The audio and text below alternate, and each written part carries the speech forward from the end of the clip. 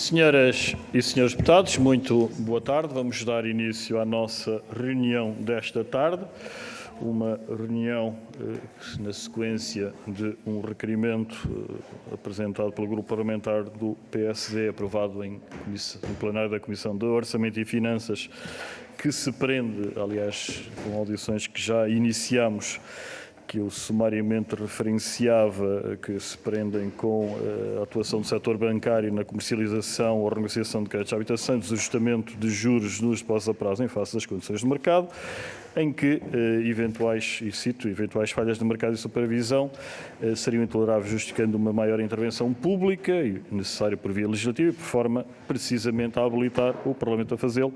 Foi aprovada a audição de um conjunto de entidades para, no caso, relatar as dificuldades enfrentadas pelos clientes, atendendo à natureza da instituição. E, por falar em instituição, é óbvio que cumprimento, agradecendo a disponibilidade de ouvirmos hoje a Associação Portuguesa para a Defesa do Consumidor, a DECO, representada que vem pela senhora doutora Natália Nunes, cumprimento, coordenadora do Gabinete de Proteção Financeira, e do Dr. Vinay Pranjivan, economista do Departamento Jurídico e Económico, igualmente cumprimento, a senhora diretora-geral, doutora Ana Patabinhas, teve um impedimento que obsta à sua presença. Não obstante, está seguramente muito bem representado. Como referi, tendo sido esta audição aprovada a requerimento do Grupo Parlamentar do PSD, nos termos do regulamento da Comissão de Orçamento e Finanças, isso faz com que seja o Grupo Parlamentar do PSD a iniciar a primeira ronda, que me compete recordar os termos em que a mesma decorrerá.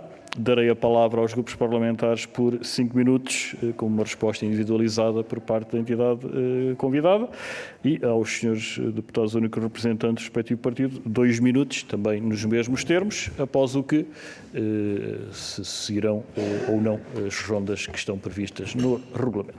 Assim sendo, darei a palavra, como referi, ao grupo parlamentar do PSD, cumprimentando o senhor deputado Rui Vilar, que usará da palavra. Senhor deputado, faço a palavra, é sua. Muito obrigado, Sr. Presidente, senhoras e senhores deputados, Sra. Coordenadora do Gabinete de Proteção Financeira da Associação Portuguesa para a Defesa do Consumidor, a DECO, Dra. Natália Nunes, cumprimento também o Dr. Vinay Pranjivan, economista do Departamento Jurídico e Económico, e permitam-me só começar esta audição com um pequeno preâmbulo, até porque também tem a ver com os temas da audição, porque parece que a intervenção do PSD na semana passada, a quando da audição ao Presidente da Associação Portuguesa de Bancos sobre os mesmos temas, as dificuldades das famílias no crédito à habitação e a quase inexistente subida nas taxas de juros dos depósitos, provocou alguma celeuma em alguns setores da banca, do comentário, deturpando até o que aqui dissemos e até uma reação de quase surpresa pelos senhores deputados do PCP e do Bloco de Esquerda. E por esse facto queremos aqui reafirmar a convicção que temos de que o setor da banca tem a responsabilidade social, não só, mas também perante o bom momento que vive, de ter um papel de auxílio e de incentivo a todos os portugueses que estão a passar muitas dificuldades. E, da nossa parte, não temos sentido isso. O PSD, que ao longo dos últimos 48 anos sempre manteve uma postura de moderação, de confiança e de soluções conjuntas para a melhoria de vida dos portugueses e nunca, mas nunca cedeu ao extremismo e ao populismo. E continuamos na mesma senda. Por isso, permitam que diga claramente que não aceitamos quaisquer lições de moral. E eu sei que para alguns o que queriam era que o PSD deixasse de ser social-democrata. Mas para esses poucos, a resposta é não, o PSD não deixou de ser social-democrata. Por isso pensamos e dizemos, sem qualquer prurido, que ser selvagem, incompetente ou populista é ignorar a realidade e as dificuldades que os portugueses estão a passar. E por esse facto reafirmamos que ou o setor da banca dá um sinal de auxílio aos portugueses, ou o PSD mantém a sua disponibilidade para ir mais longe aqui na Assembleia da República em defesa do interesse dos portugueses. E feito este ponto prévio, cumprimento novamente os representantes da DECO, agradeço-lhes o excelente trabalho que têm feito na defesa dos consumidores portugueses e reforço a importância da vossa associação para o nosso país. Como sabem, o Grupo Parlamentar do PSD decidiu requerer audições com caráter de urgência a várias entidades relacionadas com o setor financeiro, sendo a DECO, naturalmente, uma delas, e o motivo principal prende-se com a atuação do setor bancário na comercialização e principalmente nos pedidos de renegociação do crédito à habitação, bem como também agora sobre o desajustamento dos juros nos depósitos. Por isso gostaríamos de lhe lançar algumas questões a fim de percebermos o que pensa a DECO sobre estes temas. A senhora Diretora-Geral, hoje infelizmente não pode estar aqui, mas esteve cá em outubro do ano passado, a propósito destas dificuldades que os portugueses já sentiam nessa altura, nomeadamente para cumprirem com os seus créditos à habitação, e nessa altura afirmou que a DECO recomendava a criação de uma linha de financiamento de apoio às famílias, semelhante à criada em 2009, e propôs também um incrementar de medidas extraordinárias que permitissem uma maior flexibilidade nas renegociações dos créditos à habitação, uma vez que, segundo a senhora Diretora, o PARI já não era suficiente. Por isso questiono, neste caso a senhora Coordenadora, se passados estes meses a DECO sente que as dificuldades se mantiveram ou se elas se agravaram. Pergunto também se o recente Decreto-Lei 80A do Governo alterou esse panorama ou se não sentiu que este viesse a ser uma ajuda fundamental e importante. Até porque nesse decreto nada é dito sobre a marcação ou não dos clientes, tema a que a DECO se tem e muito bem dedicado. Aliás, a esse propósito, continuamos sem perceber o que está a acontecer. Se por um lado os bancos se escudam na lei para dizer que têm que marcar efetivamente esses clientes que renegociam, por outro lado o Sr. Governador do Banco de Portugal disse há dias que a lei assim não o determina. Por esse facto, questiono a Sra. Coordenadora sobre se têm chegado muitas queixas à DECO de clientes ameaçados com a marcação, quando se deslocam ao seu banco para renegociar o seu crédito. Porque, efetivamente, o que sentimos no final disto tudo é que, com as políticas atuais, se tem assistido a um desincentivo às renegociações dos créditos à habitação, e nós entendemos que essa mensagem é muito preocupante para passar aos portugueses. Por fim, outro dos temas desta audição são as taxas de juros para os depósitos. Como sabemos, Portugal ocupa a cauda da Europa no que às vantagens para os depositantes diz respeito. Aliás, só muito recentemente é que deixamos o último lugar. Somos dos países que menos juros paga nos depósitos, ainda bastante longe da média europeia ou de países como a França, que pagam já taxas a rondar os 3%. E também aqui, tal como no crédito à habitação, sentimos que a banca portuguesa demora a reagir, pelo que questionamos se a DECO tem recebido queixas sobre esse facto e também se está a preparar alguma coisa nesse sentido. Muito obrigado, Sr. Presidente. Muito obrigado, Sr. Deputado Rui Vilar. Então a palavra à Sra. Doutora Natália Nunes para responder, agradecendo antecipadamente que também se contenha dentro dos 5 minutos, mas obviamente com a tolerância necessária. Faço favor. Muito obrigada. Muito boa tarde a todos. Eu vou começar por responder à questão das questões relacionadas com a renegociação dos créditos e depois passaria a palavra ao meu colega para falar da questão dos depósitos. Relativamente à renegociação dos créditos, eu diria, e também estive aqui, penso que em outubro, com a doutora Ana Tapadinhas, e, de certa forma, que reitero tudo aquilo que foi já dito aqui em outubro. Portanto, as preocupações que nós tínhamos na altura são as que nós temos hoje. Continuamos a defender e a achar que faz todo o sentido criar esta linha de financiamento à semelhança daquilo que se verificou, uma linha semelhante àquela que se verificou em 2009. Porquê? Porque entendemos que o Decreto-Lei 80A não tem os efeitos que se pretendia, até porque, como disse, é aquilo que nós sentimos todos os dias na DECO, continuamos a ver os consumidores a ser afastados por parte do banco para, na hora de fazer ou tentarem fazer a renegociação do crédito. Sempre com a questão da tal marcação. E a marcação continua a ser aqui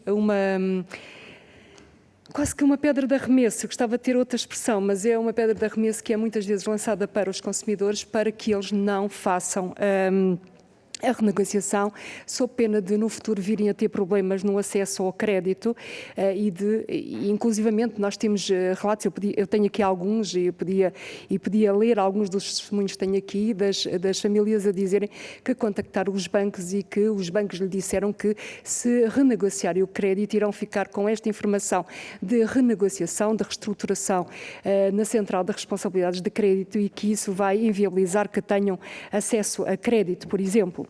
Mas, a par desta situação, nós continuamos a ter testemunhos de outras situações, mais do que testemunho, porque temos inclusivamente correspondência que os consumidores nos fazem chegar, de informação que é dada pelos bancos a dizerem que os consumidores não reúnem as condições para ter acesso à reestruturação.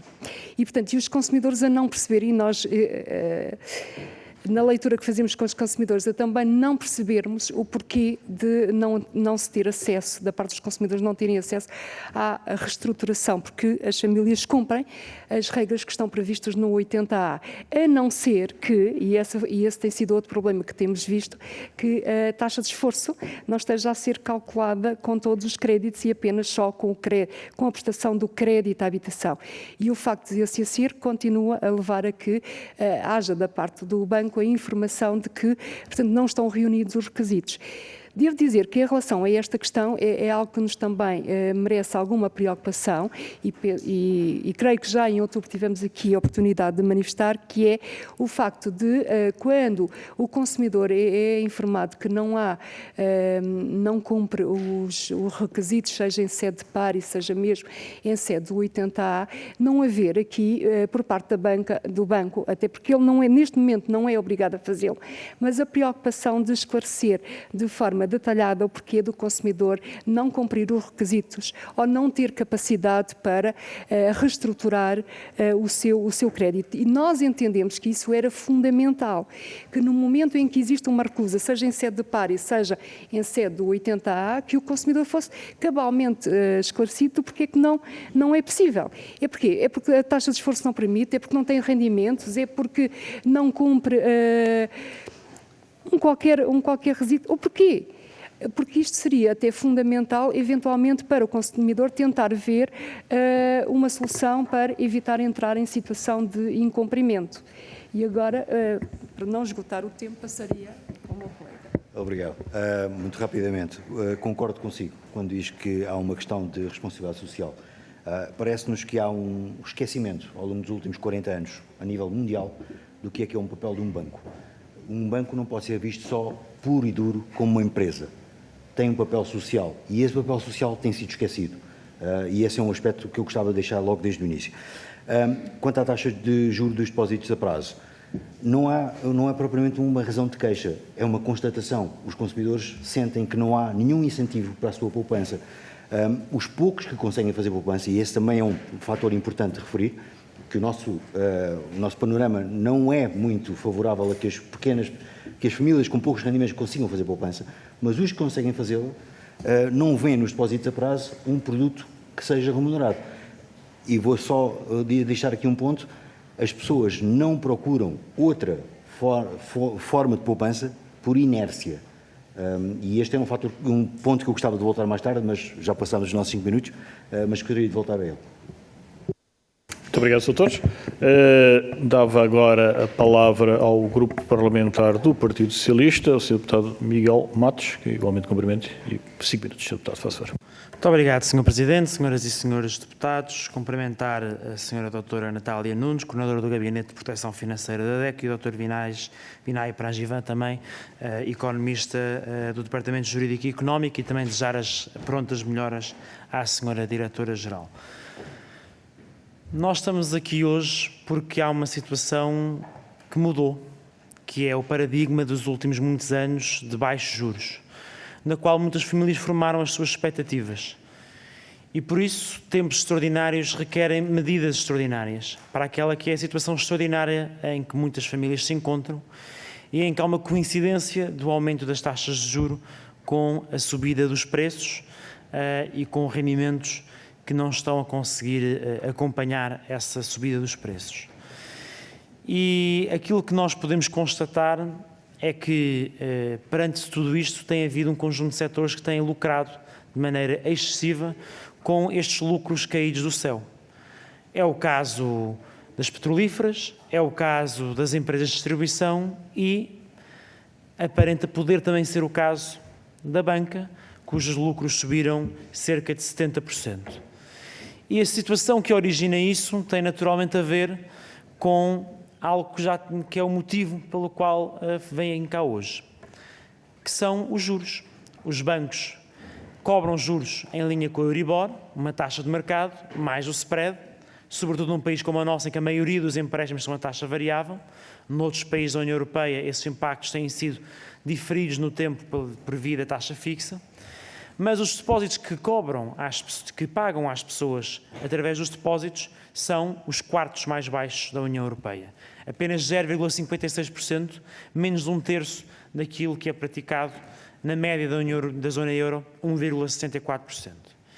E tudo isto torna-se ainda mais chocante quando nós consideramos que os bancos também têm eles próprios depósitos que estão no BCE, depósitos que são remunerados à taxa diretora de 2,5%. E considerando que têm depósitos em cerca de 115 mil milhões de euros, são cerca de 2,9 mil milhões que receberiam anualmente de juros do BCE e, portanto, recebem mais do que fizeram o ano passado inteiro em lucros, que foram 2.600 milhões de euros. Ora, o que lhe perguntava é qual é que é a moralidade desta situação. De nós termos uns bancos que, de facto, cobram muito e pagam pouco. E se, na sua perspectiva, isto não está ligado à escolha das pessoas por, em vez de terem o seu dinheiro em depósitos, aplicarem o dinheiro em certificados de aforro e outro tipo de aplicações. A segunda pergunta que lhe colocava tem a ver com qual é que é a saída das pessoas que se sentem encurraladas nestas taxas de juros elevadas. Nós fomos mais longe do que o Partido Social Democrata e já apresentámos a nossa proposta. Respondendo àquelas que foram as denúncias que recebemos e que a DEC também transmitiu, do ponto de vista das limitações que os bancos colocavam do ponto de vista da idade, do ponto de vista de tentarem vender outros produtos às pessoas que queriam renegociar, colocámos limitações a esse respeito. O que lhe perguntava muito concretamente é se sente que há uma continuidade destas práticas de colocar restrições não aplicáveis, porque sabemos que tanto a restrição da idade como a restrição dos produtos não eram aplicáveis a estes casos, de colocarem estas restrições às pessoas, na prática, apesar delas na teoria não serem aplicáveis. E a segunda pergunta que eu colocava sobre as renegociações tem a ver justamente com as marcações. Porque a sequência do 80A foi muito clara. O Banco de Portugal veio proibir taxativamente os bancos de fazerem marcações em relação às renegociações. Sim, as renegociações têm que ir para a Central de Registros de Crédito, mas não podem ir com a marcação, com a qualificação de que era uma renegociação por situações de dificuldades económicas. Ora, isso deveria chegar para as pessoas não terem receios.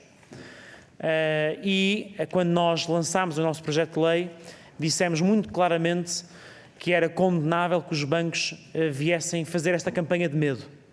Mas a verdade, que nós sabemos, que constatámos a semana passada e que já aqui puderam dizer, é que essa campanha de medo continua. E por isso, nós vimos de maneira muito humilde, de maneira muito séria, pedir-vos ajuda. Como é que podemos juntos travar a campanha de medo que os bancos estão a colocar para que os consumidores não renegociem os seus créditos, que é o seu direito, é a obrigação legal que possa vir a poder renegociar esse crédito e é no melhor interesse dos bancos e das famílias que o possam vir a fazer. Muito obrigado.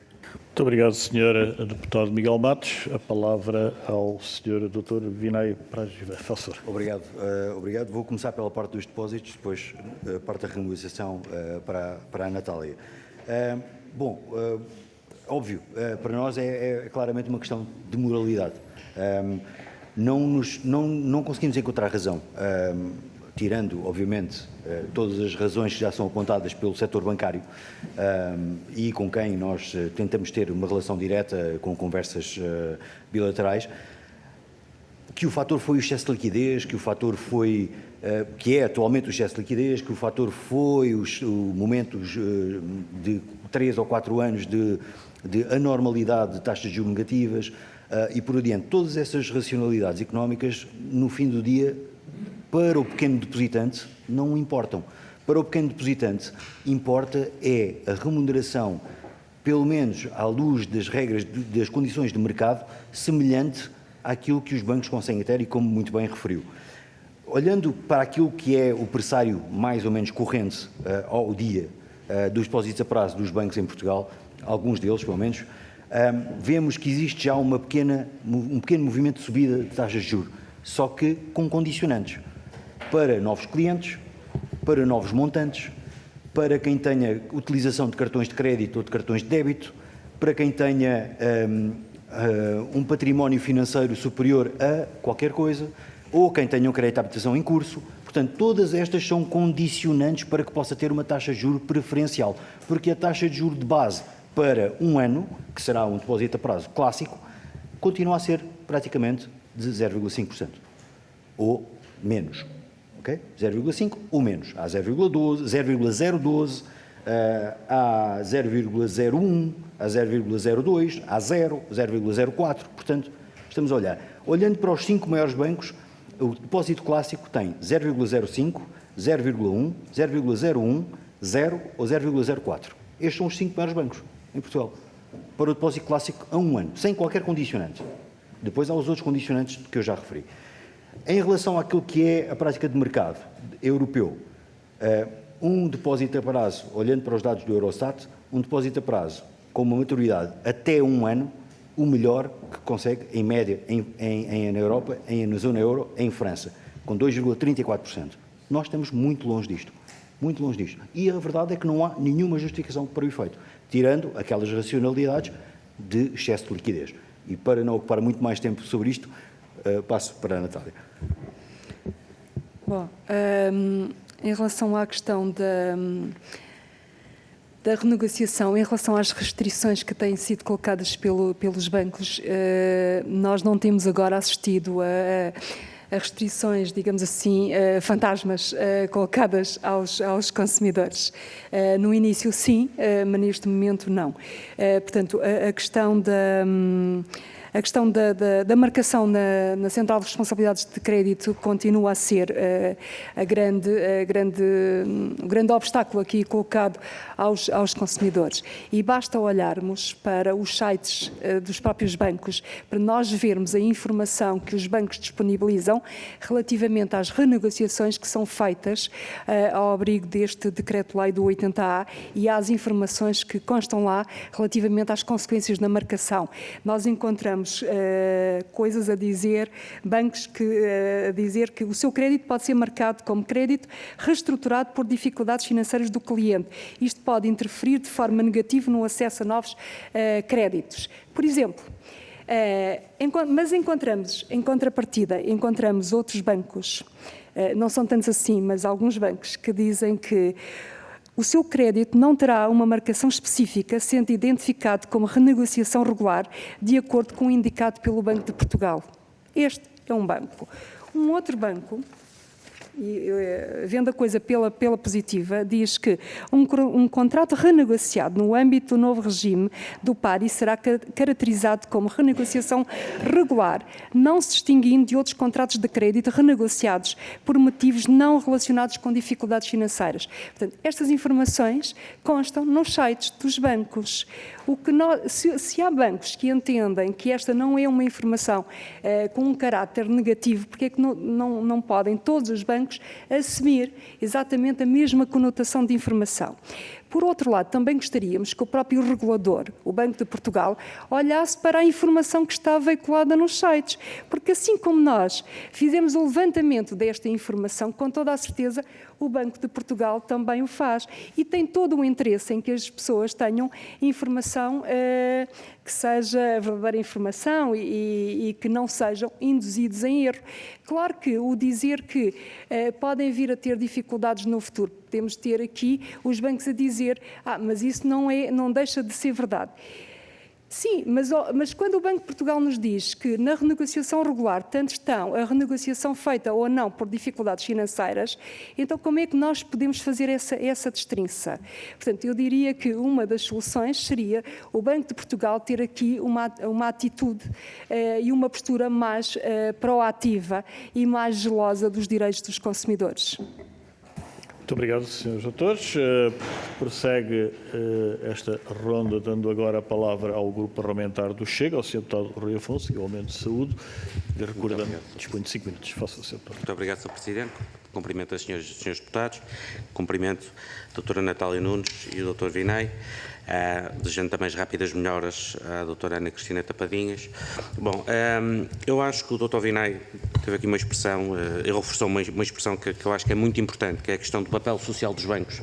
E acho que em Portugal isso ainda é mais reforçado, porque é a sociedade que é chamada, quando os bancos estão em dificuldade, é a sociedade que é chamada a salvar os bancos. E, portanto, neste caso, basicamente, ao contrário de outros países em que tal não acontece, aqui em Portugal os bancos estão intrinsecamente ligados à sociedade. E, portanto, cada vez mais nós temos que perceber que tudo deve funcionar numa visão integrada. Eu concordo plenamente com aquilo que a doutora Natália Nunes acabou de dizer. Efetivamente, existe um papel muito pouco ativo por parte do supervisor, e isso, claro, reflete-se pelo facto de realmente 5 grandes bancos terem mais de 75% do mercado e, portanto, terem um poder muito forte em termos societários, mas a verdade é que apenas de todo o universo bancário, estamos a falar de crédito de habitação com taxa variável, apenas 1% ou menos de 1% é que estão em renegociação, digamos assim, o que é de veras preocupante, porque eu acho que há aqui 2 problemas bastante consistentes e que, no fundo, provocam isso, que é o facto de não haver uma legislação forte. Esse é o primeiro problema, e o segundo é a questão mesmo do supervisor, ou seja, basicamente nós temos um supervisor que acaba quase por ser um retransmissor de informações entre os clientes e os bancos e que não toma muitas vezes posições firmes e rápidas sobre essas matérias.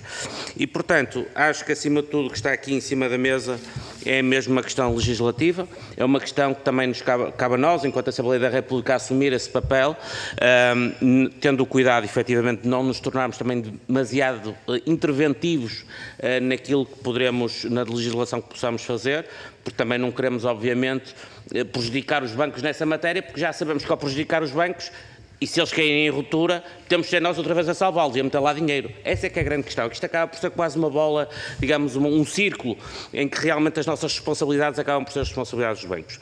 Agora, é realmente preocupante saber que o novo banco, onde o Estado meteu 8,3 mil milhões de euros, agora aparece com resultados de 561 milhões de euros, em que parte também irão cair, quer direto ou indiretamente, a favor do Estado, através da DGTF e através do Fundo de Resolução, mas efetivamente a grande fatia vai acabar a Lone Star e que nós não vamos, digamos, ver-nos ressarcidos, o povo português, o Estado português não se irá ver ressarcido desse valor que colocou, portanto, no novo banco. Mas a questão que eu lhe queria colocar, e depois poderão definir, a doutora Natália ou a doutora Vinay, é realmente uma questão que nós tivemos aqui na semana passada, o Sr. Presidente da Associação Portuguesa de Bancos, e efetivamente na semana passada, portanto, ele diz que lembrou que nunca esteve em causa a renegociação de todos os créditos e que os bancos apresentaram sempre a maior disponibilidade para colaborar com os seus clientes, facilitando-lhes a vida na medida do possível. Os bancos foram chamados a avaliar todos os contratos e a contactar todos os clientes elegíveis proativamente e que, apesar do esforço dos contactos com os clientes, apenas 4 ou 5% responderam à iniciativa. E que vem um bocadinho contra aquilo que a doutora Natália acabou de dizer, no fundo a dizer que os bancos estão completamente... E eu também acho que sim, acho que efetivamente, acho que existe muito provavelmente os bancos estão muito menos receptivos a fazer as renegociações do que propriamente ser uma questão de falta de proatividade por parte dos clientes. Mas, de qualquer das formas, eu gostava de ouvir um bocadinho o vosso comentário sobre o facto de haver uma percentagem tão baixa de créditos renegociados e o que é que isto poderá implicar em termos a médio e a longo prazo.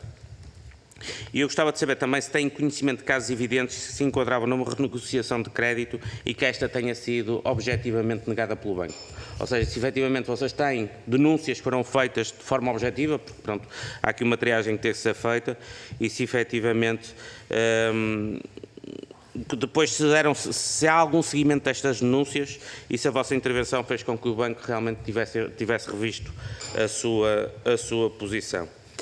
Depois, eu também, ainda no âmbito da audição que tivemos com o Presidente da Associação de Bancos, na semana passada, afirmou que, no que toca à alegada oferta de créditos de taxa fixa, ter a sensação que isto se deve, e passo a citar, mais por falta de procura do que por falta de oferta. Ou seja, basicamente as pessoas não recorrem à taxa fixa porque não existe, ou seja, não tem interesse em contratar a taxa fixa. Eu gostava de ouvir um bocadinho a opinião da doutora Natália sobre esta matéria, porque efetivamente eu acho que é preciso perceber porque é que em Portugal 97% dos créditos à habitação são taxa variável e noutros países da Europa a percentagem é bastante mais baixa e, portanto, muitas mais famílias optam pela taxa fixa. Depois, gostava de ouvir um bocadinho também a DEC sobre a questão. Para concluir, Sr. Deputado. Só a última questão. Eu queria falar consigo sobre a questão, é um tema conexo e que nos está a fazer alguma confusão e tem a ver com o pacote mais habitação. Eu gostava de saber como é que a DEC olha para estas propostas e qual é a vossa opinião sobre uma medida em particular, que é a oferta obrigatória da taxa fixa no seu portfólio de crédito de habitação e qual é a perspectiva da DECO, a melhor forma de enfrentar o problema da habitação e quais as razões para termos chegado a este ponto. Muito obrigado. Muito obrigado, Sr. Deputado Rui Afonso. A palavra então à DECO. Sr. Doutora Natália, faz favor. Bom, eu falarei da reestruturação e em relação à reestruturação, o que eu lhe posso dizer é que é verdade que só 1%, supostamente, e são os dados que são conhecidos, só 1% dos créditos é que foram objeto de renegociação agora no abrigo destas medidas.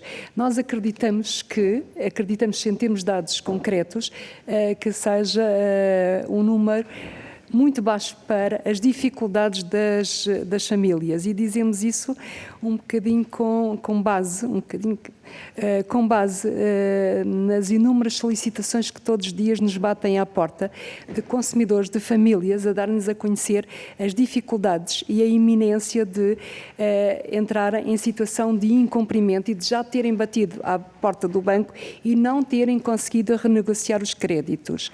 Assim, eu podia trazer aqui inúmeras situações desses testemunhos das famílias que estão na iminência de entrarem numa situação de incumprimento, reunindo os requisitos que estão elencados na lei, mas reunir os requisitos do 80A, porque em bom rigor, nós não nos podemos esquecer que nós temos legislação desde 2012 que obriga a que as famílias sempre que contactam o banco com a preocupação de virem a ter dificuldades ou já na iminência das dificuldades, o banco está obrigado a integrá-las em par e a fazer a avaliação da sua situação financeira e verificar se têm ou não capacidade financeira e, verificando que existe capacidade financeira, apresentar-lhe uma proposta de reestruturação do crédito.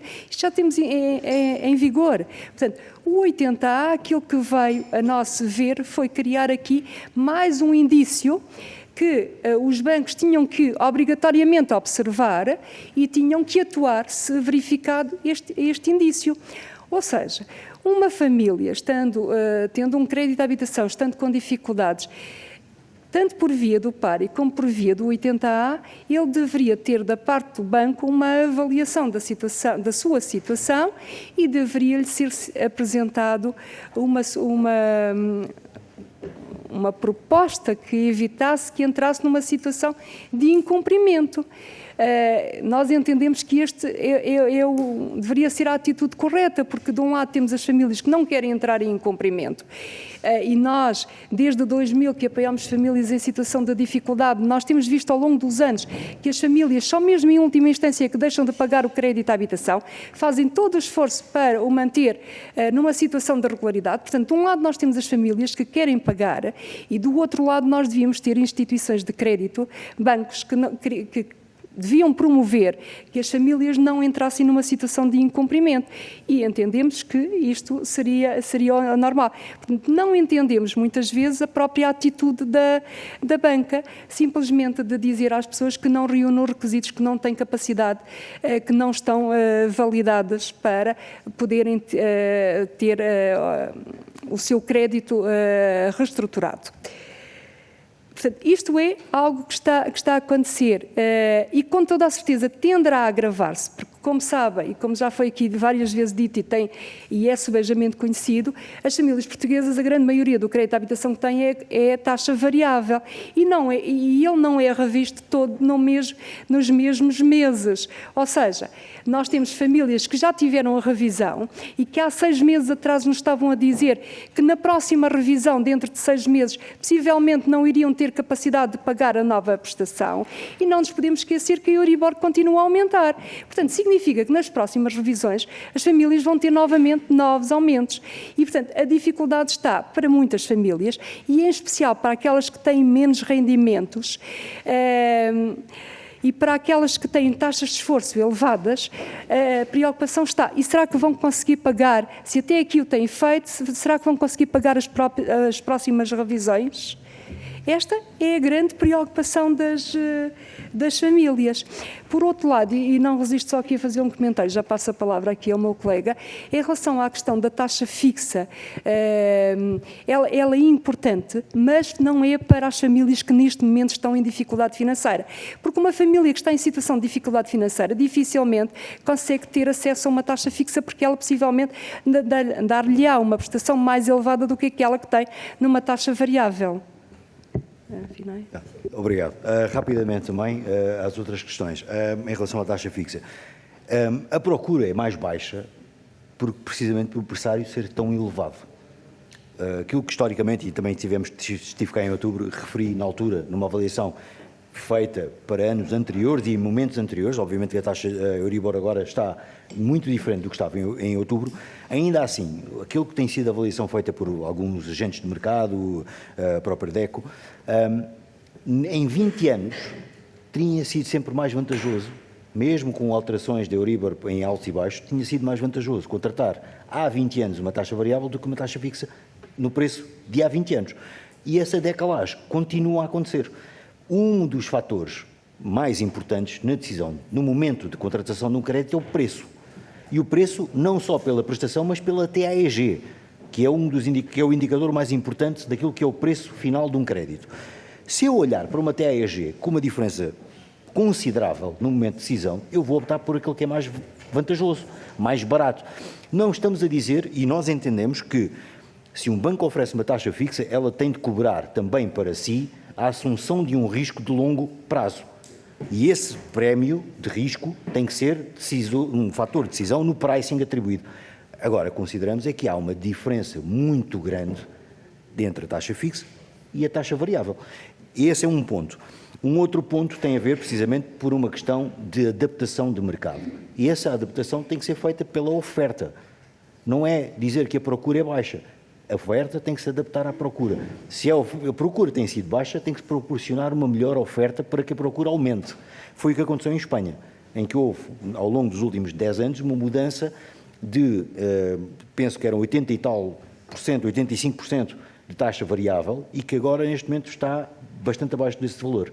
Foi haver uma adaptação da oferta. Um outro pormenor ainda, em relação à sua pergunta. A proposta do Mais Habitação, em relação a ter obrigatoriamente uma proposta de taxa fixa, por si só é muito vago, porque eu posso, se quiser, com base no meu pricing, definir uma taxa fixa de 14%. E acabou. Eu posso ter. Ninguém vai querer contratar. Não é? O ter lá, só por ter, não quer dizer nada. Portanto, deveria haver, no nosso entender, uma melhor definição do que é haver uma proposta, em que condições é que ela tem que ser apresentada, olhar para o tipo de pricing feito. Por exemplo, um fator que é importante é o modo como é definida a taxa fixa. Enquanto que na taxa variável sabemos que é Euribor, independentemente de ser 3, 6, 12 meses ou até um mês, em alguns casos, e mais um spread, nos pressários hoje de taxa fixa, naqueles bancos em que ainda existe essa opção, ela pode ser um critério de definição de taxa direta pelo banco, pode ser com base numa swap mais um spread, pode ser com base num valor identificado pelo banco mais um spread, pode ser um valor de uma Euribor naquele momento mais um spread e por aí adiante.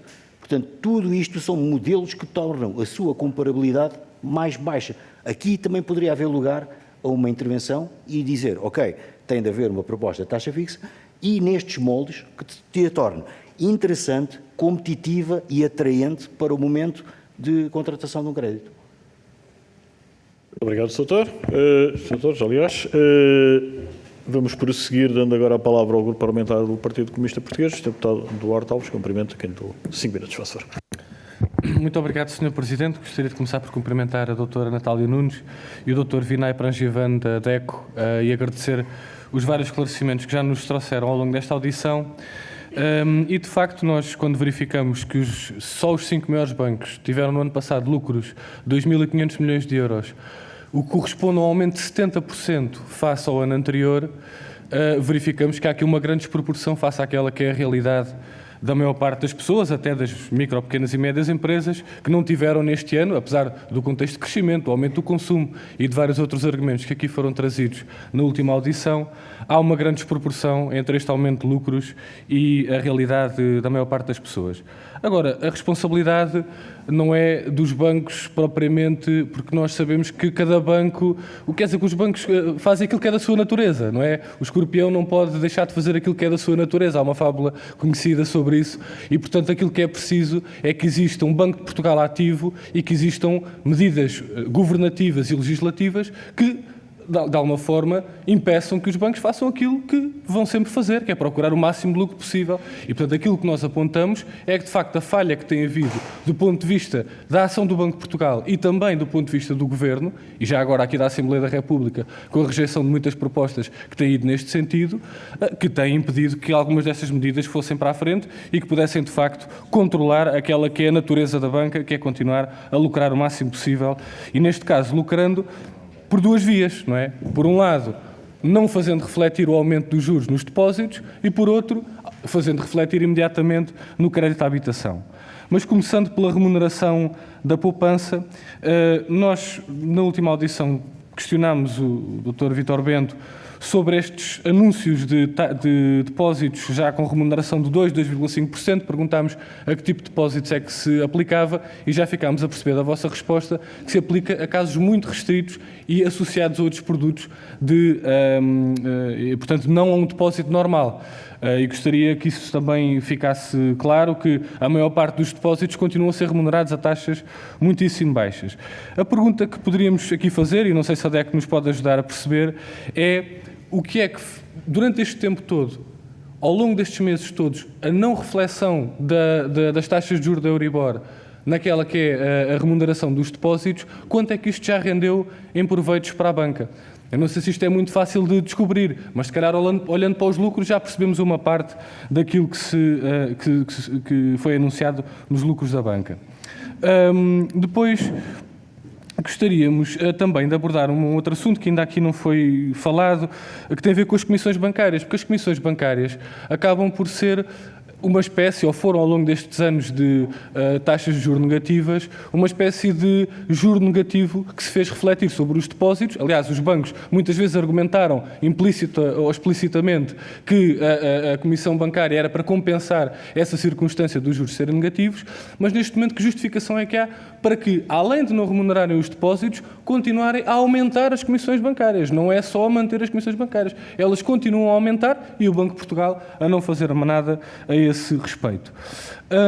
Relativamente às questões da habitação, aquilo que nós verificamos é que, de facto, o número de incumprimentos pode não refletir exatamente o problema que está em cima da mesa, uma vez que as pessoas normalmente procuram cortarem num conjunto de outras despesas até chegarem a um momento de incumprimento e, portanto, gostaríamos de saber daquilo que chega à DECO, qual é a evolução da taxa de esforço das famílias em relação ao crédito à habitação.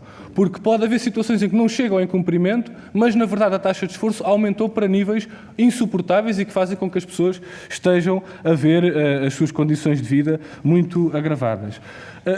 Também gostaria de questionar como é que observa o fenómeno de mudança de instituição bancária.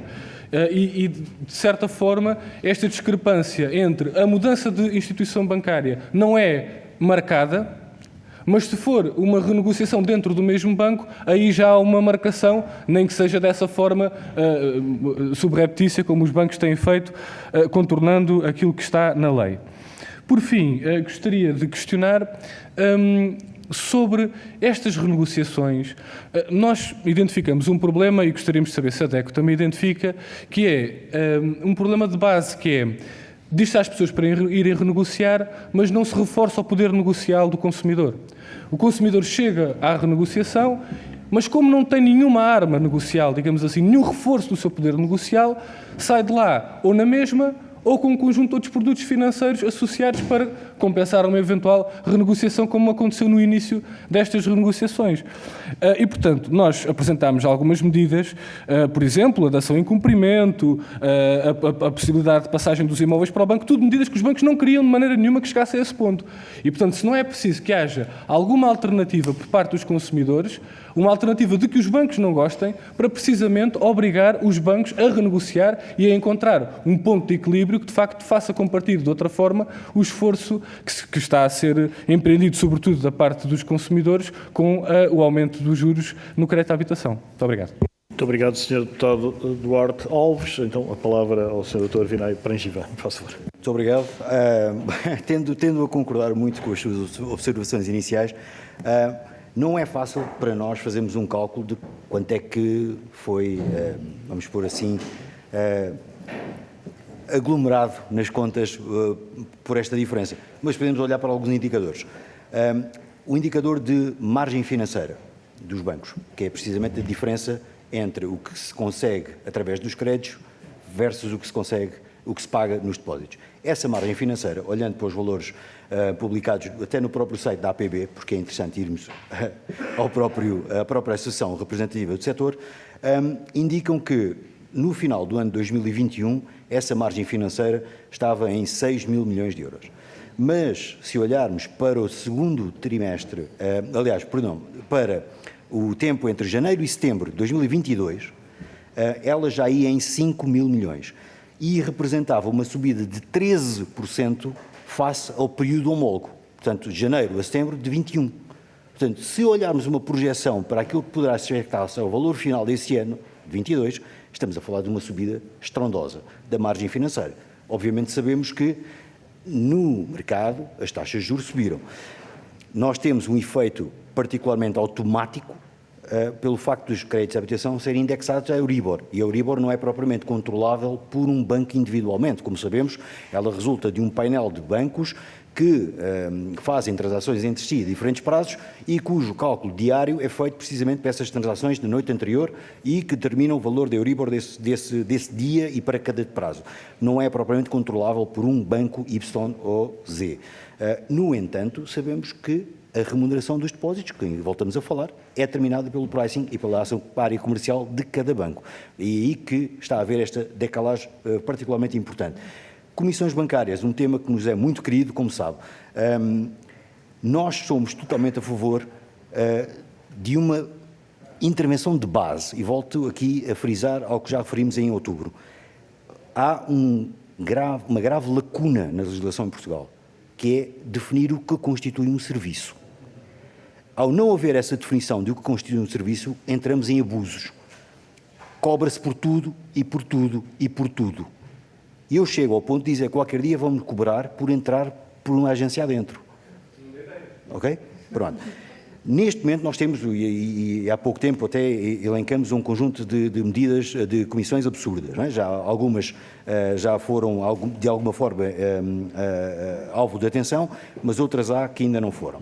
Olhando para os valores das comissões, também naqueles dados indicadores da APB, as comissões bancárias, em final de 2021, compuseram 3 mil milhões de euros.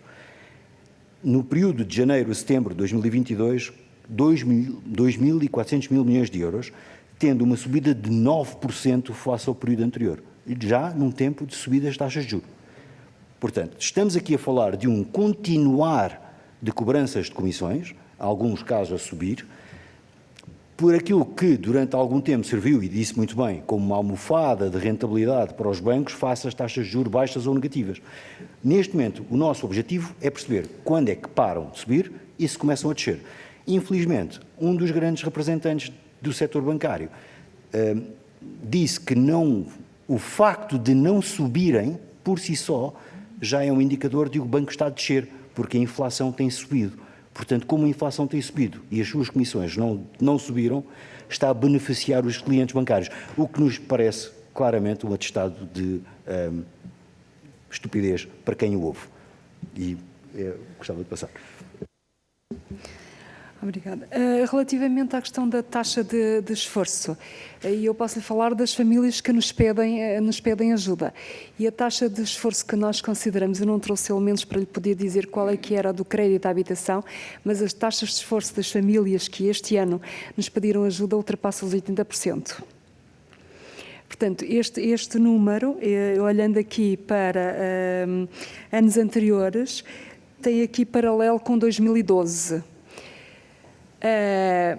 Portanto, isto mostra que alguém que tem uma taxa de esforço com créditos na ordem dos 80% está numa situação dramática.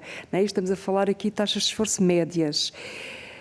Portanto, eu penso que mostra um bocadinho as dificuldades e a situação desesperante de muitas famílias. Claro que estamos aqui a falar, não são todas as famílias, nós temos essa noção. São aquelas famílias que estão numa situação difícil financeiramente. E também estas famílias nós temos noção de que elas, o poder negocial que elas têm é muito reduzido. Daí elas pedirem ajuda à ADECO para encontrarem da parte da ADECO uma ajuda no sentido de tentar encontrar aqui soluções que evitem entrar numa situação de incumprimento ou situações mais desesperantes, como seja, ou terem que recorrer, por exemplo, a um processo de insolvência. Formas de ultrapassar esta questão. Eu gostaria de ter muito uma varinha mágica, mas não tenho. É verdade que nós temos, ao longo dos anos, apostado na tentativa de capacitação das famílias e entendemos que é algo que passa por aí, no ponto de vista da literacia financeira, mas isso é algo que não tem imediatamente resultados. E claro que continuamos a entender que o regulador tem que ter aqui um papel muito mais ativo e muito mais interventivo para ajudar as famílias e evitar que elas entrem em situação de incumprimento e, em última instância, uma situação de insolvência. Muito obrigado, Sr. Doutores. A palavra agora ao Grupo Parlamentar do Bloco de Esquerda, a Sra. Deputada Mariana Mortágua. Obrigado, Sr. Presidente, Dr. Antália Nunes, Dr. Vinay Prangivan. Vamos nos encontrando várias vezes e, infelizmente, exatamente sobre o mesmo tema, exatamente com as mesmas perguntas e exatamente com as mesmas respostas, porque a situação é exatamente a mesma. Se alguma coisa mudou é que ela piorou. E há três questões que eu gostaria de colocar e eu sei que elas não são muito inovadoras face àquilo que já foi perguntado. Mas são as nossas dificuldades no debate político. Qual é a primeira? Há ou não há um problema estrutural com o aumento das taxas de juros no crédito à habitação? E como é que se mede esse problema? Porque esse é o nosso primeiro problema. É quando vamos ter com o Governo diz-nos que não há um problema estrutural, não há um problema transversal. A maior parte das pessoas tem um crédito com uma taxa de esforço muito razoável. O preço do crédito é razoável. E quando vamos ter com a Associação Portuguesa de Bancos, então nem se fala. E, portanto, a primeira questão é como é que medimos o aumento do esforço das famílias com o aumento de crédito à habitação, porque ele parece-nos lógico a todos. Porque se com o aumento das taxas de juros as prestações estão a aumentar 100, 200 euros facilmente, é impossível que isto não cause um problema nas famílias. E este problema não é apenas o sobreendividamento, não é apenas o despejo, é um problema de dificuldade financeira e de gestão do dia-a-dia. Não me parece que o incumprimento seja a melhor maneira de medir as dificuldades das famílias, porque, como já foi aqui bem dito, há muita gente que prefere deixar de comer para não deixar de pagar o crédito da habitação. Mas não é isso que nós queremos que aconteça. Portanto, provar que há um problema e que ele é transversal é crucial e por isso é que os dados que nos apresentam são tão importantes, de números de famílias que tenham acolhido, qual é a taxa de esforço média e sobretudo, qual é o aumento dos casos em dificuldade, para podermos a partir daí extrapolar para aquilo que possa estar a acontecer e que este dado, por exemplo, que a taxa de esforço só tem comparação com 2012, permite-nos, de alguma forma, contextualizar as dificuldades. A segunda questão é, havendo um problema, e nós achamos que há, a lei é suficiente e ela não é cumprida, e então temos um problema de regulador, não é grande novidade, mas é preciso responsabilizar o Banco de Portugal por não fazer cumprir a lei, porque a lei existe, ou a lei é ineficaz ou insuficiente. E aí temos um problema de legislador e temos que alterar a lei. E era importante separarmos estas duas questões. A lei está boa, está perfeita, cumpre tudo o que é preciso fazer e é o Banco de Portugal que não faz cumprir, ou a Assembleia da República pode fazer mais na proteção dos devedores. Porque houve outras propostas que foram aqui apresentadas, que obrigavam os bancos a renegociar, a baixar spread, etc., que foram chumbadas com o argumento que não eram necessárias e que não era preciso chegar até aí. E por isso eu pergunto se esta lei é suficiente, porque esta lei foi aprovada com o argumento que não era preciso ir mais longe e que não era preciso fazer mais nada. Em qualquer um destes casos, um problema de regulação ou um problema de legislação, não me parece que a melhor solução seja apelar à moralidade dos bancos. Porque esse apelo, enfim, quer dizer, não tem qualquer consequência prática e por isso esse apelo não me parece que sirva grande coisa. E há dois argumentos que eu gostaria que nos ajudassem a desmontar, talvez mais o segundo que o primeiro. O primeiro é este argumento: não se pode tocar nas condições que os bancos oferecem porque isso é pôr em causa a rentabilidade dos bancos. E pôr em causa a rentabilidade dos bancos é o risco de uma crise financeira. Então quer dizer que os bancos têm carta branca para todos os abusos porque jogam contra a sociedade a ameaça de uma crise financeira. Quer dizer que um banco só é rentável se abusar. E este é um argumento que nós não podemos aceitar levemente nem com facilidade. Que é a ideia de que temos que permitir à banca todos os abusos e até em cumprimento da lei, porque se isso não for feito vamos ter uma crise financeira. Não me parece que seja um bom argumento, como foi aqui bem recordado pelo deputado Duarte Alves. Eu lembro que foi precisamente esse argumento que levou a banca a não reduzir as comissões bancárias. Os juros estão baixíssimos, a banca tem um problema gravíssimo de rentabilidade, temos que ter rentabilidade através das comissões bancárias. Entretanto, sobem os juros, a banca tem um período maravilhoso de rentabilidade, nem sobem os juros a prazo, nem descem as comissões bancárias. Parece-me que este argumento da rentabilidade é um argumento falacioso, porque não se trata de ter rentabilidade para prevenir uma crise, trata-se de ter a maior rentabilidade possível. E então estamos a discutir noutros termos. O segundo argumento é o argumento da concorrência. E se a concorrência é de facto uma solução. Ou seja, se para quem tem dificuldades na renegociação do crédito, para quem o banco não oferece a melhor solução na renegociação de um crédito, se mudar de banco é ou não é uma possibilidade. Porque a concorrência é muitas vezes trazida como, e termino, há concorrências, os clientes podem mudar de banco. Talvez seja verdade quando um cliente procura um novo crédito à habitação, mas para quem já tem um crédito, a concorrência parece-me que não traz qualquer tipo não existe mobilidade em situação de dificuldade. E por isso eram estas as questões genéricas que vos deixava, lamentando não ter trazido nenhuma questão muito original, mas o tema também não é. Muito obrigado, Sra. Deputada Mariana Mortágua. Sra. Doutora Natália Nunes, faça favor.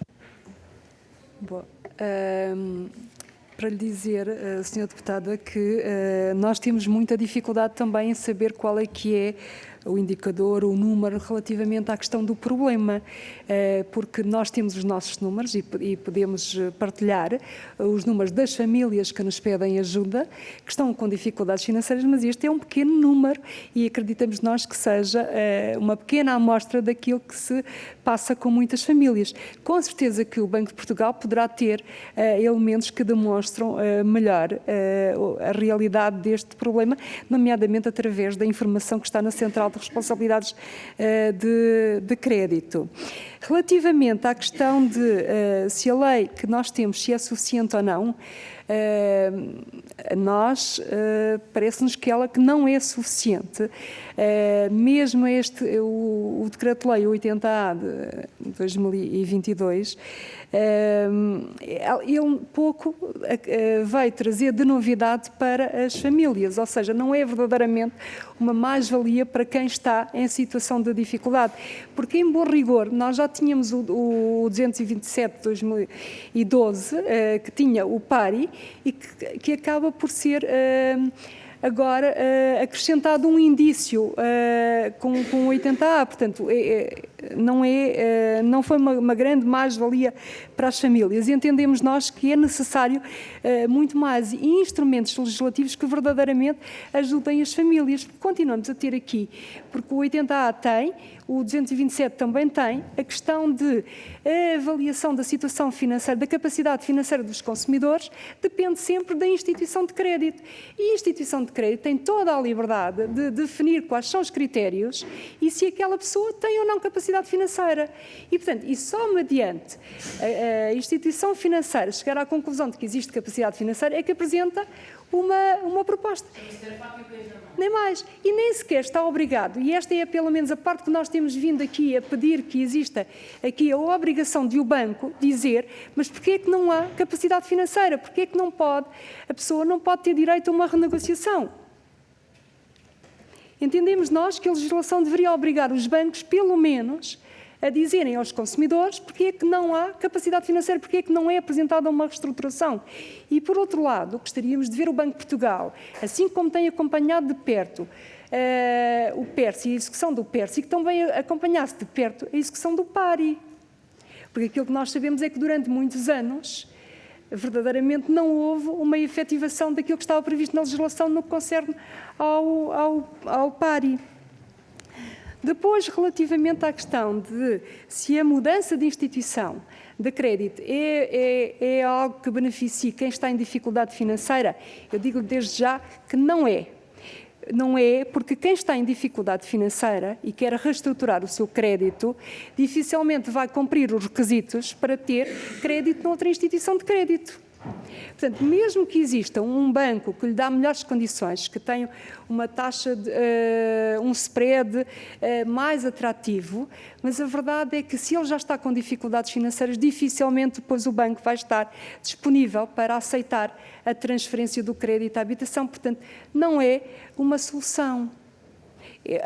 Será uma solução para aquelas famílias que têm uma situação regular e, por razões puramente de diminuir a prestação de crédito à habitação, mudam de instituição, mas não é por dificuldades financeiras que o estão a fazer.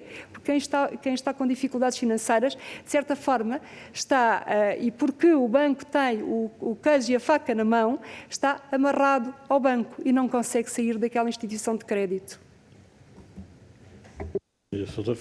Sim, para falar sobre a questão das condições dos bancos e a rentabilidade. É um jargão. Nós olhamos para a rentabilidade dos bancos como um fator importante. Qualquer empresa que tenha uma atuação deve ser sólida, deve ser estável, perfeitamente de acordo. E entendemos que, se estamos num conceito de economia de mercado, que haja rentabilidade e que os bancos sejam estáveis. Não entendemos é que esse seja o único propósito de um banco. E volto à minha questão inicial, que é um papel social que os bancos têm a fazer. Depois há uma questão de números. Qual é o valor ou qual é o nível de rentabilidade de um banco que o torna estável? Esse valor, não há nenhuma teoria que o diga. O que está a ser feito ou o que está a ser justificado a nível europeu, e Portugal incluído, é a comparação com os bancos americanos.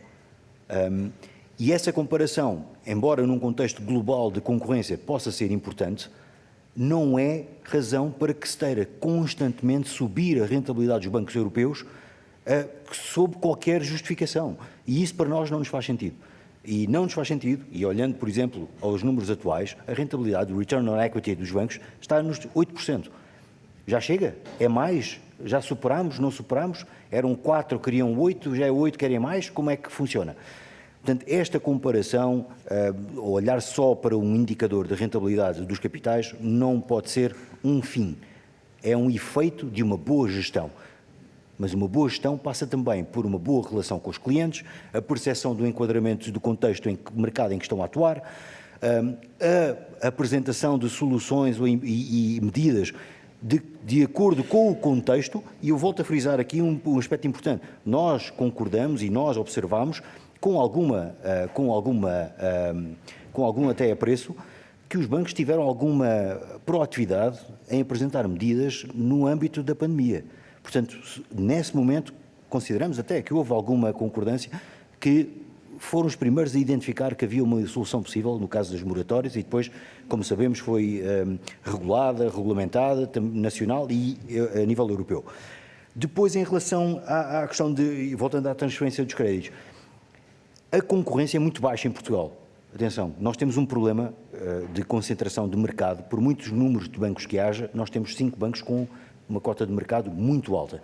Se olharmos para os valores daquilo que são os indicadores de concentração bancária, Portugal está num nível muito alto. De acordo com o BCE, o nível de concentração médio da União Europeia é de 67%. Portugal tem 80%. E nós temos um problema que vai acontecer muito em breve prazo, que fala-se de uma fusão muito grande de 2 dos 5 grandes bancos. E há aqui um problema que tem a ver com o poder de mercado. O poder de mercado destes agentes económicos, e voltando àquilo que se falava do poder negocial do cliente, do consumidor, de retalho, vai se tornar ainda menor face a precisamente esta concentração bancária. Muito obrigado, senhores doutores. Agora, para concluirmos a primeira ronda, vou dar a palavra ao Sr. Deputado Rui Tavares, do Partido Livre, que dispõe de 2 minutos. Faça, Sr. Deputado. Muito obrigado, Sr. Presidente.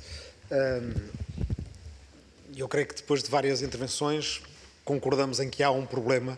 Devo confessar que hoje até senti falta da iniciativa liberal para alguém nos explicar, houvesse alguém que nos explicasse que tudo está bem no melhor dos mundos possíveis. Mas como no ano passado, quando a doutora Natália Nunes e o doutor Vinay Prajinfan aqui estiveram, e eu ainda não estava na Comissão de Orçamento e Finanças, estive a ver as notícias que então saíram, e a primeira pergunta, no fundo, era para vos pedir que fizessem um balanço do que se passou durante esse ano, em termos de proatividade dos decisores públicos em relação a um avolumar de problemas que já se pressentia no ano passado, e, portanto, que nos dissessem que se sentiram que tivesse havido medidas que fizessem a diferença. Aqui no Parlamento o LIVRE apresentou uma proposta, que era a proposta de poder facilitar às pessoas a mudança da taxa variável para a taxa fixa, tendo em conta que esse é um problema muito específico português, para o qual ainda por cima dificilmente podemos esperar que haja medidas transversais ao nível do Banco Central Europeu que nos pudesse ajudar. Foi aprovado na generalidade, depois foi chumbado aqui na especialidade, mas, entretanto, o Governo apresentou, 24 horas depois, a mesma proposta. O que eu queria saber, essa seria a segunda pergunta, é que sugestões têm para os critérios que ajudem a formar uma taxa fixa que, apesar de tudo, seja vantajosa para as pessoas, não é? Ou seja, que não haja uma maneira de contornar a obrigatoriedade da taxa fixa, simplesmente fazendo-a pouco interessante para o mutuário. A segunda é se acham necessário que seja incluído numa legislação sobre serviço universal precisamente a taxa fixa, uma vez que há instituições de crédito que decidiram deixar de a ter. Ponto final, e com isto termino. Que papel deveria ter a Caixa Geral de Depósitos, por exemplo, no estimular de uma concorrência, por exemplo, na subida das taxas dos depósitos ou na descida das comissões, que pudesse, de certa forma, arrastar os outros bancos? Muito obrigado. Muito obrigado, Sr. Deputado Rui Tavares. A palavra, então... Tenho 2 minutos?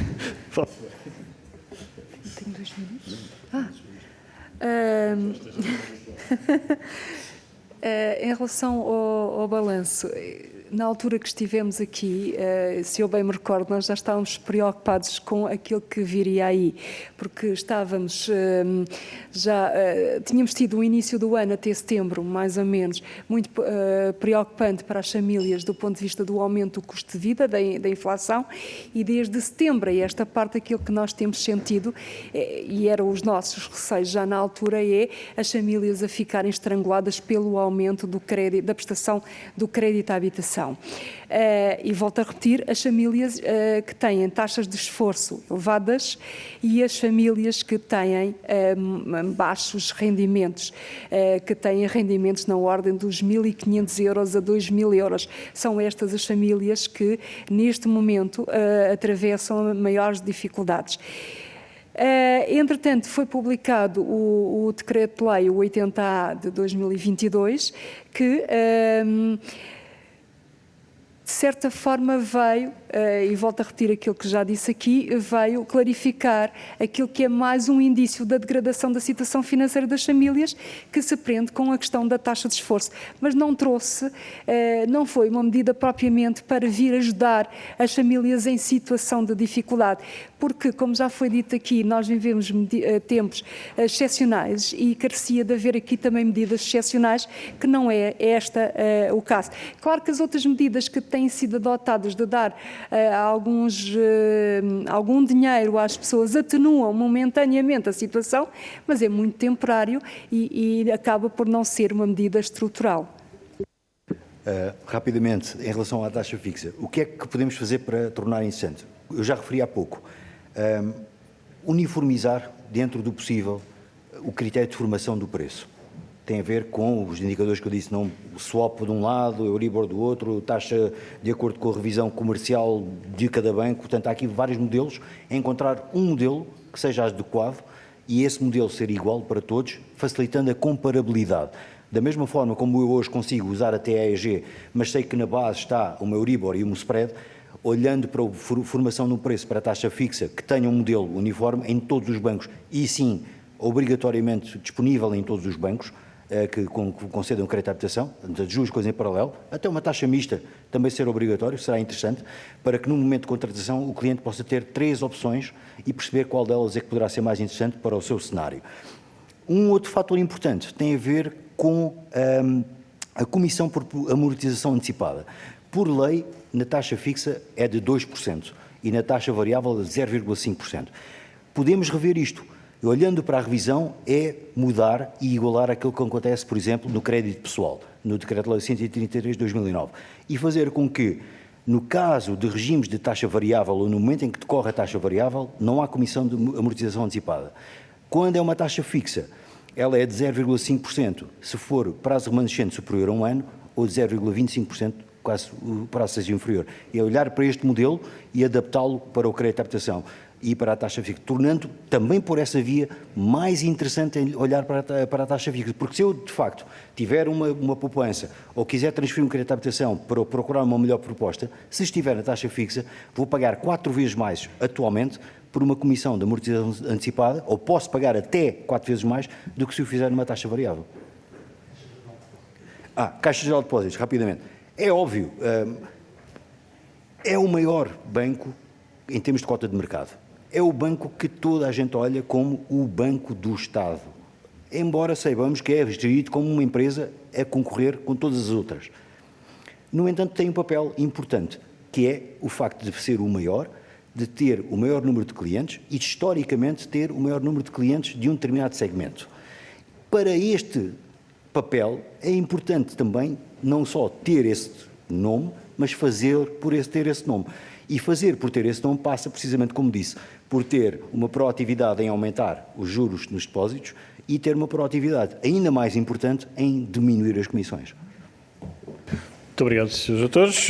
Passamos agora à segunda ronda, que, diferentemente da primeira, teria a amabilidade de anotar as questões, porque só darei a palavra novamente para responder depois de todos os grupos parlamentares colocar as suas questões, e também a diferença com a primeira ronda é essa, ou seja, está reservada em termos regulamentares aos grupos parlamentares. Vou dar a palavra para iniciar. E outra, terceira e última diferença, são 3 minutos. Sr. Deputado Rui Vilar, faça favor. Muito obrigado, Sr. Presidente. Bem, depois da audição da semana passada e quando já vamos a meio desta audição à DECO, parece-me que há aqui um consenso generalizado por parte de todos os partidos sobre vários problemas e sobre vários comportamentos que a banca, no nosso entender, não está a funcionar de forma correta. Sentimos também que há um entendimento por parte da DECO, aliás, foram bastante claros em relação a isso. Sentimos que a própria sociedade civil e, no fundo, e mais importante, os portugueses estão a sofrer bastante com isso, que é as dificuldades no cumprimento dos créditos à habitação por parte dos portugueses, decorrentes da inflação e da subida das taxas de juros. São os juros dos depósitos que continuam bastante abaixo da média europeia, quando, e como referiu o Sr. Deputado Miguel Costa Matos, e bem, os bancos estão com os seus depósitos no Banco Central com taxas acima dos 2%, que já foi refletido em parte do ano, em 2022, com os lucros que tiveram, a continuarem desta forma, em 2023 os lucros serão ainda maiores. E nós e os portugueses continuam sem verem isso refletido. E, por fim, o terceiro ponto, as comissões, que o Sr. Deputado Duarte Alves também falou e bem, que continuam sem serem diminuídas. E, aliás, as comissões até são um bom exemplo de como a banca, que tem a responsabilidade social que nós aqui falamos e que todos concordamos, que só parece que atua quando a Assembleia da República tem que legislar sobre isso e não dá qualquer exemplo para baixar as comissões e para ajudar os portugueses. Aliás, diziam que as comissões eram muito importantes quando as taxas de juros estavam baixas para garantir a sustentabilidade financeira dos bancos, mas agora que as taxas de juros subiram, continuam a praticar as comissões altíssimas. Portanto, acho que há aqui um consenso generalizado e eu acho que deve ser feita alguma coisa. A senhora Coordenadora já disse que o Decreto-Lei 80A não foi uma mais-valia, portanto, é preciso fazer mais e, ao contrário do que o Sr. Deputado Miguel Costa Matos disse, o PSD já, no Orçamento de Estado, apresentou várias medidas que foram chumbadas. Ainda na semana passada apresentou mais medidas, algumas delas até semelhantes às soluções que a DECO propõe e que foram aprovadas na generalidade. Portanto, o PSD está atento e está a trabalhar nesse sentido. Mas acho que tem que ser feita mesmo alguma coisa e volto a referir que o PSD continuará a trabalhar nesse sentido. E, por fim, eu acho que era importante os portugueses ouvirem e perceberem, e com o anonimato, como é óbvio, necessário, mas que a senhora doutora Natália Nunes nos lesse aqui algumas das correspondências ou alguns dos relatos dos portugueses que pedem ajuda às instituições financeiras e as respostas que lhes são dadas. Porque eu acho que é importante os portugueses perceberem como é que a banca se está a comportar nesta grave crise, mesmo apresentando lucros como apresentou. Muito obrigado. Muito obrigado, Sr. Deputado Rui Vilar. A palavra ao Grupo Parlamentar do Partido Socialista, Sr. Deputado Miguel Matos, 3 minutos também, faça favor.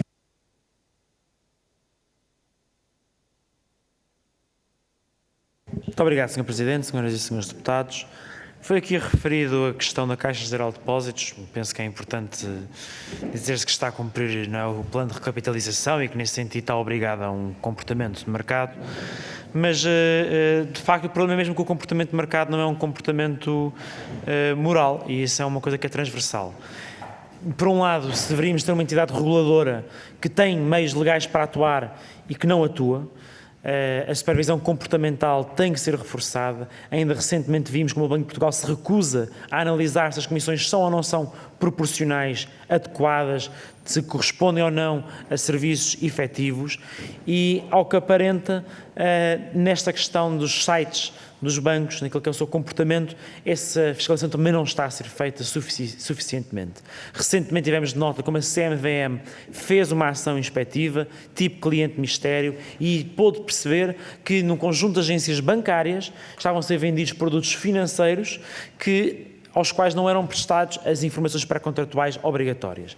E aquilo que perguntava é se acham que os moldes legais, do ponto de vista da informação pré-contratual ou da informação que tem que estar disponível e visível em agência, é suficiente ou se deve ser alvo de revisão por forma a dar, de facto, uma base legal sobre a qual a entidade reguladora possa atuar. Porque sempre que o legislador não é absolutamente taxativo, parece que o Departamento de Supervisão Comportamental do Banco de Portugal não consegue ou não quer atuar.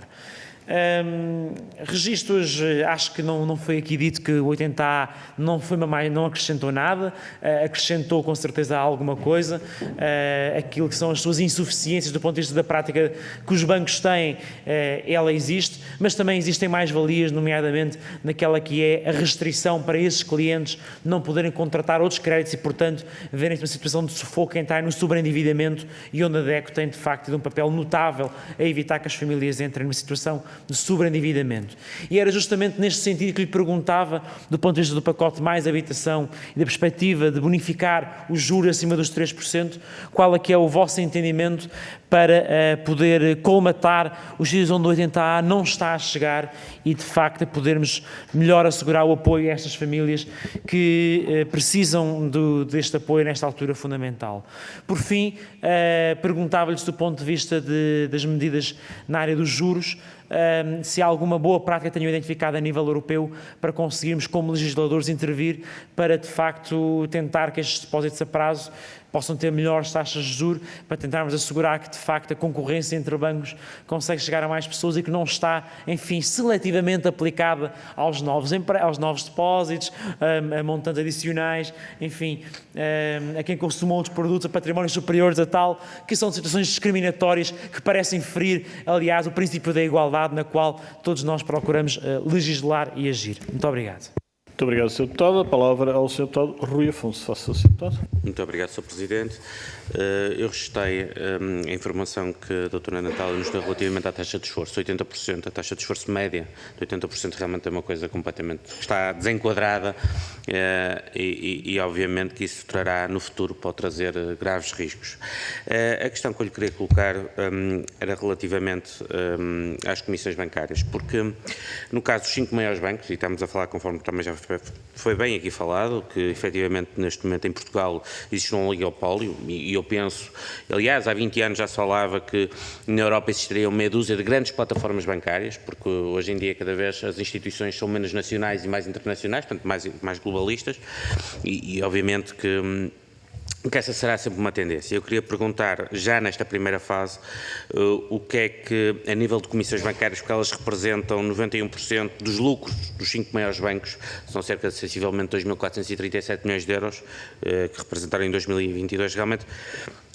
Se fizeram alguma comparação com os restantes países da União Europeia ou da Europa e basicamente se há alguma diferença substancial entre as comissões cobradas em Portugal e as comissões cobradas nos restantes países. E depois, a minha segunda questão, ainda no âmbito das comissões bancárias, é perceber se a ideia da DEC seria uniformizar, ou seja, criar uma tabela de comissões que poderiam ser cobradas com limites máximos, ou qual seria a vossa ideia em termos de comissionamento bancário? No fundo, para gerar aqui algum equilíbrio, algum bom senso, portanto, na aplicação das comissões. Depois, ainda relativamente à questão dos depósitos a prazo, obviamente neste momento, digamos que o melhor pagador é o Estado, os certificados da Folha estão a ser pagos a 3,4%, pelo menos a última emissão foi paga a 3,4% e obviamente que neste momento será um produto muito pouco atrativo de depósito a prazo. Mas aquilo que eu lhe queria perguntar é se efetivamente, e queria um pouco sentir a vossa sensibilidade, se esta questão dos depósitos a prazo se vai adaptando, ou seja, se é uma questão de tempo, ou seja, se neste momento o mercado está com excesso de liquidez e obviamente após a necessidade dos bancos de terem mais liquidez, se realmente irão aumentar a remuneração dos depósitos a prazo ou não, ou se efetivamente acham que os bancos terão outros instrumentos de captação de capital. Muito obrigado. Muito obrigado, Sr. Deputado. E para concluirmos, da parte das perguntas, obviamente, Sr. Deputado Duarte Alves, faz favor. Muito obrigado, Sr. Presidente. Começo por pedir desculpa se eventualmente tiver que sair antes do final das respostas, mas depois acompanharemos naturalmente as respostas a esta segunda ronda. E relativamente à insuficiência do decreto-lei das renegociações lançado pelo Governo, parece que agora a solução que tanto o Governo como o PSD apresentam é, no fundo, atirar dinheiro dos contribuintes para cima do problema, ou seja, manter esta margem que aqui identificaram, o aumento de 13% da margem financeira da banca, não fica intocável e a diferença entre aquilo que as pessoas podem pagar e aquela que é a taxa que continuará a ser cobrada é suprida em parte com recursos públicos. Ora, se é uma medida que pode ajudar em alguns momentos perante a situação urgente que as pessoas vivem, a verdade é que não toca 1 milímetro na margem da banca. Aliás, a banca até fica satisfeita porque assim nem precisa de renegociar. Até pode dizer assim, bom, nem vamos renegociar porque os senhores vão ter um apoio e, portanto, nem é caso para estarmos aqui a falar de renegociações. Eu gostaria de saber se há ou não há medidas que podem ser tomadas que belisquem minimamente o interesse da banca, que ponham a banca também a contribuir para o esforço que está a ser feito pelas famílias. Por exemplo, todas aquelas comissões que são cobradas no início de um crédito à habitação. Não é agora o momento de uma parte desse valor ser abatido nos juros perante as situações em que as pessoas estão a chegar a um valor demasiado alto da sua taxa de esforço? Não pode abater em parte aquelas tais comissões absurdas que são cobradas no início? Ou outras medidas que reforcem o poder negocial dos consumidores e que dessa maneira façam com que a banca reduza os seus prédios? Pois pode haver apoios públicos, mas não pode ser os contribuintes que também são os clientes bancários, a fazerem aqui esta almofada social. E, no fundo, os bancos até batem palmas a esta solução porque ficam exatamente na mesma, não perdem nada daquela que é a sua margem financeira. Portanto, gostaríamos de saber se não há outro tipo de medidas que podem colmatar esta necessidade. Depois, por fim, terminando, relativamente à Caixa Geral de Depósitos, referiu na resposta anterior que a importância do Banco Público e que o Banco Público tem esse papel que deveria ter enquanto Banco Público de intervenção no mercado para, de alguma maneira, contribuir para que o mercado vá num sentido mais positivo para as famílias. E uma das questões que referiu era a questão de ser o maior banco. Ora, se não o preocupa a contínua perda de cota de mercado da Caixa Geral de Depósitos, porque a Caixa tem apresentado lucros muito significativos e nós não somos contra que haja lucros na Caixa, pelo contrário. Agora, ao mesmo tempo, temos visto a Caixa Geral de Depósitos a perder paulatinamente cota de mercado. Cada vez que perde cota de mercado, perde, no fundo, capacidade de influência no mercado. Isso não vos preocupa também esta possibilidade de, dentro de pouco tempo, o Banco Público deixar de ser o maior banco? Se isto não é uma preocupação nas próprias condições de intervenção da Caixa Geral de Depósitos no mercado, embora não esteja a fazer aquilo que deveria fazer, ficará ainda piores condições de ter a intervenção que o Banco Público deve ter. Muito obrigado. Muito obrigado, Sr. Deputado Duarte Alves. Aliás, muito obrigado, Srs. Deputados. A palavra, então, agora à DECO. Dispõe de 12 minutos. Faça favor. Sra. Doutora Natália Nunes, faça favor. Muito bem. Então, eu iria começar aqui por ler alguns testemunhas, dois testemunhas, uma situação. Diz aqui um consumidor que nos mandou um e-mail a dizer que recebi um e-mail da entidade bancária a dizer que não estou apta para me enquadrar na proposta do Governo apresentada recentemente, ainda que não consiga perceber a razão, uma vez que cumpre todos os requisitos solicitados. Portanto, tem uma taxa de esforço superior aos 35%. E a resposta que recebe do banco é simplesmente isto. Avaliada a sua situação, verificamos que neste momento não se enquadra nas condições para poder renegociar o seu crédito. Uma outra consumidora que diz que, devido ao aumento exponencial das taxas de juros, ou seja, de um crédito de 416 euros de crédito à habitação, passei agora a pagar 616 euros. A informação do banco foi que não tenho direito a qualquer apoio do banco. Quando a taxa de esforço, somando com outras prestações de crédito que a consumidora tem, que tem 2 créditos, ultrapassa os 35%. Portanto, estes são o tipo de situações que todos os dias estamos a receber na DECO. Aquilo que nós fazemos com estas situações é tentar ajudar a olhar para a situação financeira das famílias, ajudá-las a fazer o orçamento, a contactar as instituições de crédito no sentido de tentar renegociar os créditos, nomeadamente o crédito à habitação. Bom, relativamente à questão do 80A e de eu ter dito aqui que não era uma mais-valia, é verdade que não é uma mais-valia enquanto uma medida excepcional para um tempo excepcional. Porque aquilo que se pretendia, pelo menos a nosso ver, e nós que lidamos com as dificuldades das famílias, era que houvesse aqui uma medida para verdadeiramente ajudar as famílias a não entrarem na situação de incumprimento. E aquilo que nós vimos, claro que é importante, porque vem identificar aqui mais um indício da degradação, veio obrigar aqui a banca a olhar para todas as situações das famílias do ponto de vista financeiro, mas em bom rigor, continuamos a entender que não é a tal medida de caráter excepcional para esta medida, para o momento excepcional que vivemos de dificuldade. Relativamente à questão do apoio, da bonificação aos juros, nós ainda não conhecemos a proposta.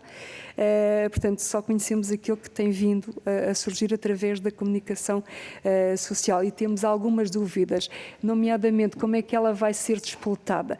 Vai ter que ser o consumidor que vai deslocar-se ao banco, ao balcão? Aqui coloca-nos a questão, e todos os consumidores vão ter acesso a essa informação e não vai haver aqui barreiras, os bancos vão ter aqui abertura até para ajudar as pessoas a formalizar esse pedido. Como é que isto na prática vai funcionar? Não sabemos. Depois também temos muitas dúvidas e eu pelo menos devo-lhes dizer que tenho muitas dúvidas, eu que estou no dia-a-dia com as famílias, que estes 720 euros no máximo, que é o apoio anual, claro que para quem está com dificuldades, vamos lá ver, quem está com dificuldades, todo o dinheiro que possa ser é bem-vindo. Agora, será isto que vai mudar, que vai impedir que a família deixe de estar numa situação da iminência, entrada em incumprimento? E são estes 720 euros que vão impossibilitar? Não sei. Depois... também tenho aqui uma outra dúvida que não consigo perceber e isto tem muito a ver com questões de literacia financeira e algo que nós temos andado a fazer ao longo, nós, DECO, temos andado a fazer ao longo dos anos, de tentar incutir nas pessoas os objetivos da poupança e tentar dizer-lhes que nos seus orçamentos eles têm que consagrar sempre, claro que têm que ter a preocupação das taxas de esforço, mas têm que ter também um objetivo de poupança, por mínima que essa poupança seja. E agora temos um diploma que nos vem dizer que para ter um apoio dos 720 euros ano, não pode ter poupança mesmo em PPRs no máximo de 29 mil, ultrapassa os 29 mil euros. Portanto, a nós parece-nos que isto é algo contrassenso. Por exemplo, um PPR, que é algo que nós aconselhamos aos consumidores para salvaguarda até do seu rendimento no futuro, na época da reforma. Todos sabemos que os consumidores têm uma diminuição dos rendimentos e todos sabemos que grande parte do crédito à habitação está a ir para além até da idade da reforma. Pronto, temos algumas dúvidas relativamente à eficácia e ao impacto que esta medida possa ter relativamente às famílias, porque também era outro aspecto que nós gostaríamos muito de ver, é todas estas medidas, qual é que é o impacto que verdadeiramente têm para as famílias portuguesas. De que forma é que todas estas medidas, mesmo o 80A, até que ponto, qual é que é o impacto? De que forma é que isto está a evitar que as famílias entrem numa situação de incumprimento? Nós não temos estes dados e gostaríamos muito que eles existissem. Vinay? Obrigado. Pego agora nas outras questões. Relativamente à Caixa Geral de Depósitos e ao seu papel e à sua importância e se deveria haver uma maior atuação do Banco de Portugal, nós não queremos estar a apontar o dedo constantemente, mas claramente há aqui uma lacuna e há uma falha grande de perceber, primeiro, o que é que queremos que a Caixa Geral de Depósitos seja, isto é, se queremos apenas e só um grande banco que esteja no mercado português e que eventualmente seja um banco bandeira a nível nacional, mas depois a nível de atuação, de supervisão, de atuação comportamental, não há nenhuma exigência, se é esse o objetivo, ao menos que o afirmemos, aliás. O papel do Banco de Portugal está muito limitado, nós percebemos que a nível daquilo que é a regulamentação europeia transposta para Portugal, depois a nível daquilo que é a regulamentação nacional, o papel do Banco de Portugal em termos da área de supervisão comportamental é circunscrito, no entanto, achamos que pode ser muito mais bem feito, pode ser muito mais proativo e pode ser muito mais inquiridor. E acho que essa parte que falta, mais ações de investigação on-site, mais ações de cliente mistério, mais verificação, como dizia a Natália há pouco, verificação de cumprimento das regras, mas não só, de indicação até de boas práticas para o setor, na forma como se relaciona com os clientes. É verdade que o papel tem sido em alguma parte feito pelo Banco de Portugal, também o reconhecemos, com avisos, cartas circulares, em que introduz medidas de boa ação para os consumidores, mas ainda assim podemos esperar mais do supervisor. A informação pré-contratual está muito tipificada em muitos casos, mas depois entramos aqui numa questão de, por um lado, exigências de informação pré-contratual, por outro lado, cada vez menor vontade do consumidor em ler documentos. Portanto, nós temos aqui de encontrar um equilíbrio, isto é um momento-chave, tem a ver com a digitalização também, com a capacidade do consumidor de entender a mensagem e, como dizia a Natália, a literacia financeira tem um papel importante aqui, portanto, é um caminho longo a fazer, mas é mais importante a ação no momento conjugada com informação pré-contratual, que permita perceber o que é que está a acontecer. Em relação a comissionamento bancário, comparação com os outros países europeus, é muito disparo, porque é um exercício, curiosamente, que eu já fiz na minha outra função anterior à DECO. É difícil porque cada Estado-membro tem a sua tipificação de comissões para determinados produtos financeiros. Posso dar um exemplo. Na altura, em 2013, quando eu fiz este exercício, no Reino Unido não havia comissões nenhumas associadas a uma conta à ordem, enquanto que em Portugal a lista tinha 16 associadas a utilização de uma conta à ordem. Por exemplo, manutenção, provisão de um cartão de débito, provisão de cartão de crédito, tudo isto era gratuito no Reino Unido. Na altura o Reino Unido ainda fazia parte da União Europeia. Portanto, quando se fez uma tentativa de comparação, encontramos aqui situações muito sui generis. E temos países em que não se cobra praticamente nada e temos países em que se cobra por qualquer ato, entre os quais, infelizmente, Portugal é um deles. Boas práticas a nível europeu para fomentar a remuneração de depósitos. Não há boas práticas, cada mercado tem a sua atuação. Uma coisa que é fundamental é a concorrência, e aí vou ao encontro daquilo que estava a falar. A concorrência em alguns países funciona mais e em outros países funciona menos. Há uns largos meses estive presente numa conferência que se chamava Banca do Futuro e estavam 5 representantes das direções dos 5 maiores bancos. A pergunta foi esta: quando é que é expectável haver uma alteração na vossa política de remuneração de depósitos? E a resposta de todos eles foi quando acharmos que as condições assim o merecem. E estamos a falar dos 5 maiores bancos que têm 80% do cota de mercado. Se eles não o fazem, os outros mais pequenos não vão conseguir, por muito que se fale de que a concorrência dos mais pequenos podem roubar a clientela, não acontece. A verdade é, aquilo que está a acontecer em termos de alteração, e podemos dizer isto em termos de clientela, é na área de pagamentos. É o único setor, dentro do setor financeiro, que tem maior concorrência, em que há uma perda de alguma cota de mercado dos grandes bancos. Tudo o resto, em termos de captação de depósito e de poupança, não acontece. Portanto, uma coisa que se pode fazer aqui é tentar olhar para a concorrência e fazer com que haja um incentivo a que os mais pequenos mexam, mas é importante também haver mecanismos que obriguem os maiores a mexer. E estes mecanismos, por muito que custe, têm de ser intervenção de mercado. E a nível europeu, eu sei que esta medida também não é nada bem aceita, nem é nada bem vista, que é haver uma intervenção legislativa, quer no comissionamento, quer na obrigação de pagamento de taxas de juros. E, infelizmente, sabemos que não acontece. Como não há vontade de legislar ou de intervir nos pressários, não há vontade de mexer nas comissões bancárias, o que podemos fazer é entrar ao contrário, que é, por exemplo, limitá-las ao máximo possível.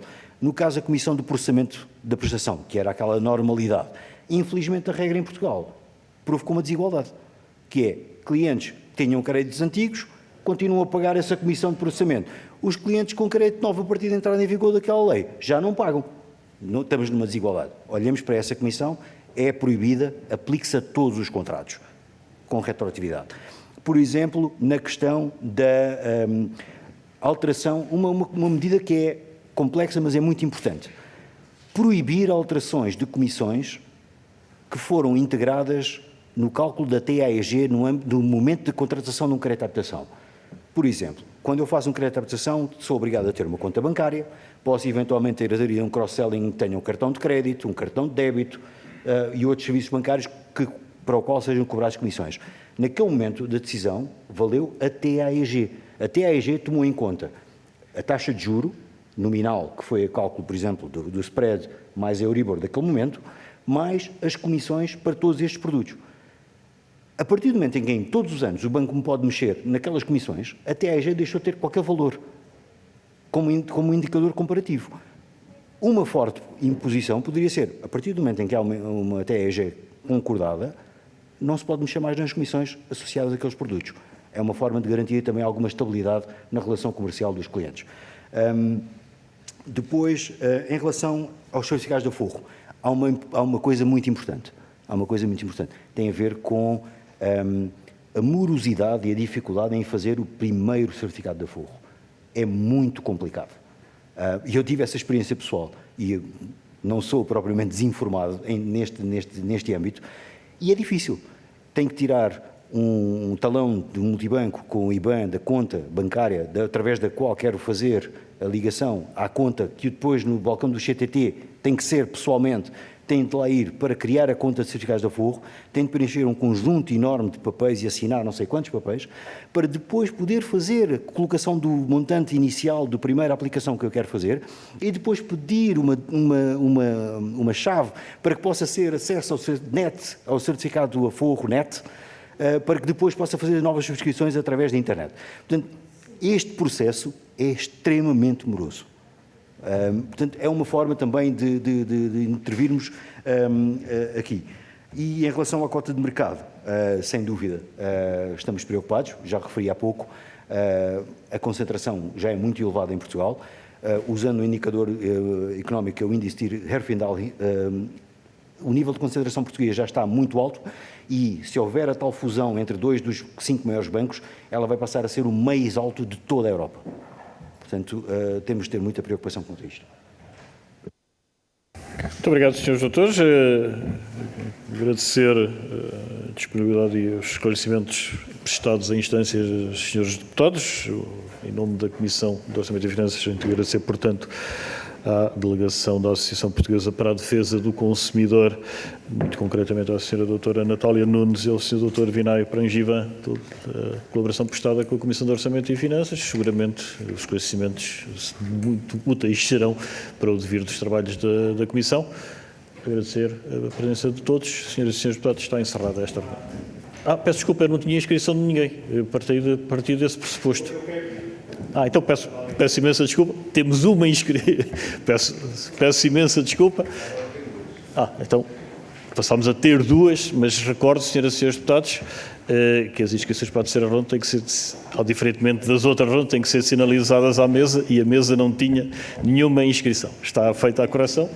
Peço desculpa, quer dizer, os cumprimentos e os agradecimentos ficam já dados, porque, além de regulamentares, são devidos. Mas então, senhores deputados, por que ordem? Só tenho 2 inscrições, então. Sr. Deputado Carlos Reis, primeira... Então, o Sr. Deputado Rui Vilar, então, enquanto procura. Faço 2 minutos. Muito obrigado, Sr. Presidente. Peço desculpa por este lapso de não me ter inscrito. De facto, esqueci-me. Era só para assinalar, até porque ainda agora estava a ler uma notícia que saiu já de uma instituição financeira a oferecer juros nos depósitos acima dos 2%. Nos últimos dias temos sido brindados com várias notícias, com várias instituições que já oferecem produtos 2.15, etc. Mas, curiosamente, depois do requerimento do PSI e depois destas audições, as notícias têm surgido cada vez mais, é um bom sinal, é um sinal que a banca reage, mas nos últimos dias também já nos têm chegado algumas preocupações por parte dos clientes, e eu gostava de saber se já têm chegado à DECO, porque de facto anunciam-se juros já próximos, juros de depósitos próximos da média europeia, mas depois os clientes o que nos dizem a nós é que eles estão com, os produtos têm muitas condicionantes e são de muito difícil acesso.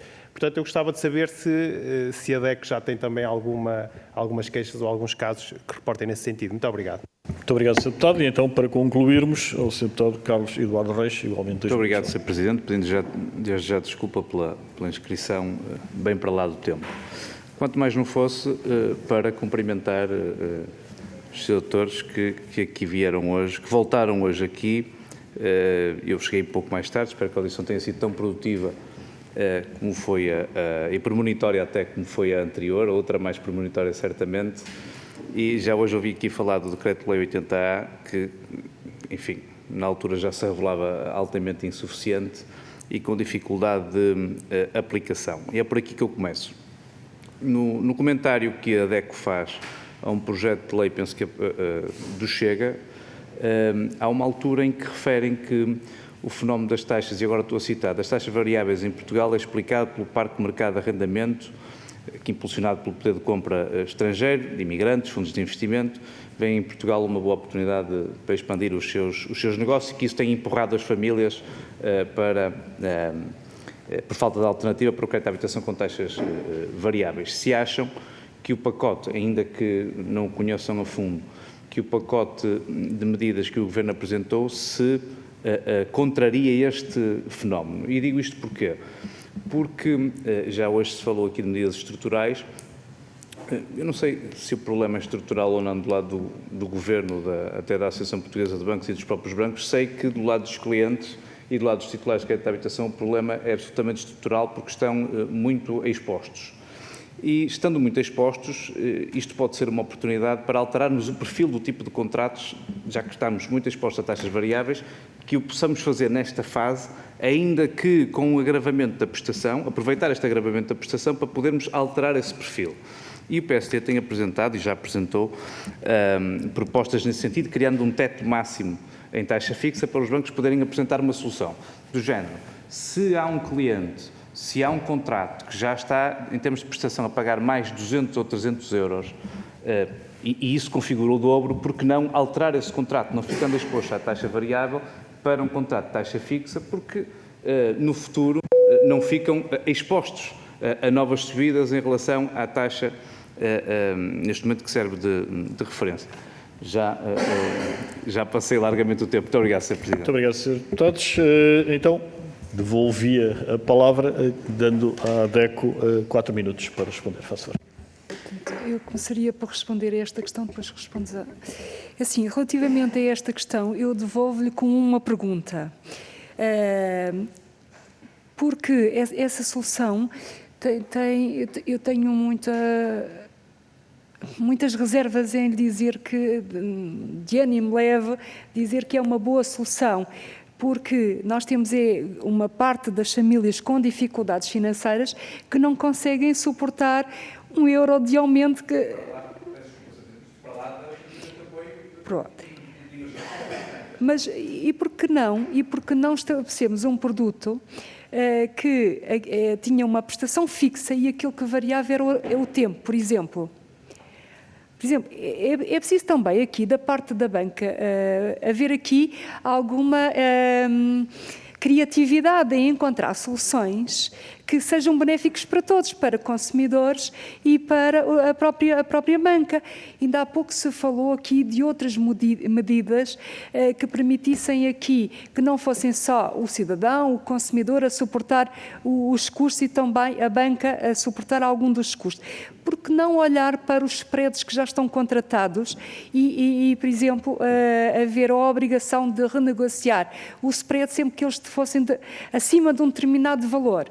Por exemplo, portanto, há toda uma série de medidas que podem ser adotadas também aqui com alguma criatividade por parte da banca. E eu penso que essa criatividade que se exige neste momento. Complementando nesta questão da taxa fixa, há um outro risco, e é um risco que pode ser quase moral, que é se eu neste momento, em período que poderemos estar eventualmente muito próximo de um pico daquilo que seria a Euribor, da taxa de valor da Euribor, se eu neste momento transferir para uma taxa fixa ao preço que me é praticada hoje, que é muito mais alta, vou estar se calhar a entrar num contrato ainda mais gravoso do que poderia suportar depois eventualmente em período de oscilações da Euribor. Portanto, há aqui uma questão também moral de dizer se esta é a melhor altura para entrar para uma taxa fixa ao preço que ela é praticada hoje. Portanto, é preciso olhar para aquilo que o cenário expectável. Não era a taxa que é praticada hoje, seria uma taxa fixada. Ok. Pronto, mas em regra, como disse há pouco, há sempre um prémio cobrado quando o banco assume um risco de fixo por um contrato de longo prazo versus o preço cobrado por uma taxa variável que acompanha as condições de mercado.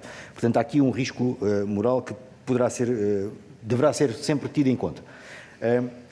Em relação à taxa, aos depósitos a prazo e se há queixa, não é bem uma queixa, é constatação. Os clientes dizem, eu tenho a poupança no banco, e eu volto à questão que eu falei logo ao início, a inércia. O cliente bancário faz é obrigado a ter um depósito à ordem. Atenção, a conta à ordem é hoje em dia uma obrigação. Ela nem devia ser cobrada uma manutenção por ela. Atenção, porque eu sou obrigado a ter uma conta. Sou obrigado, porque se eu não tiver uma conta bancária, não posso ter uma relação com a Segurança Social, não posso ter relação com a Autoridade Tributária. Portanto, há aqui um conjunto de relações que me obrigam a ter uma conta bancária. E depois, falando, obviamente, do objetivo societário de inclusão financeira que todos queremos e que apostamos nele por via da entrada para o mercado bancário. Mas, olhando para aquilo que os clientes fazem, os clientes têm uma depósito à ordem e depois, se conseguir fazer a poupança, aqueles que o conseguem fazer, e nem todos o conseguem fazer, infelizmente, devido ao panorama de baixos rendimentos médios em Portugal, mas aqueles que o conseguem fazer, ou deixam à ordem, daí os valores elevados nas contas à ordem, ou, quando muito, ou no home banking, ou no balcão, transformam num depósito a prazo. Como eu referi há pouco, fazer um certificado de aforro ou outro produto, ou exige uma ação para o fazer, muito morosa, no caso dos certificados de aforro, mas ainda assim compensatória, claramente, no contexto atual das taxas de juros, ou um outro produto que depois aí tem que ser comparado, o grau de risco, a aversão ao risco e por aí adiante. Portanto, esta inércia de deixar um depósito a prazo leva a que depois as pessoas contestem, mas eu não estou a receber nada pela aplicação que eu tenho. Em alguns casos, a exigência de uma aplicação até foi feita para um cross-selling de um produto, como um crédito de habitação ou algum outro produto qualquer.